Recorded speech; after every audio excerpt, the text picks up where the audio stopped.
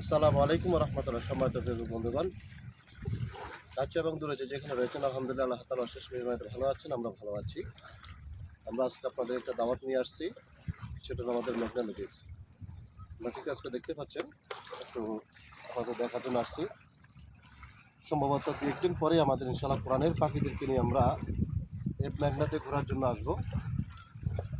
আশা করছি আপনারাও আমাদের সাথে থাকবেন এবং আপনাদেরকেও এই মেঘনা নদীর একটা সুন্দর দৃশ্যগুলো, সুশীল এবং ছায়াতলের একটা সুন্দর দৃশ্য আপনাদেরকে দেখার উপভোগ করার অনুরোধ করব। আশা করছি সকলেই দোয়া করবেন, আল্লাহ তাআলা যেন সকল নদীতে যে সমস্ত ভাই এবং বোনেরা থাকেন, বিশেষ করে অনেক দিনে আমরা বন্ধুকেও দেখতে পাচ্ছি যে ভাইরা কাজ করতেছে, আল্লাহ তাআলা যেন তাদেরকে সকল প্রকার বিপদ আপদ থেকে হেফাজত করেন, সে দোয়া কামনা করছি। আসসালামু আলাইকুম ওয়া রাহমাতুল্লাহি তাআলা ওয়া বারাকাতুহু।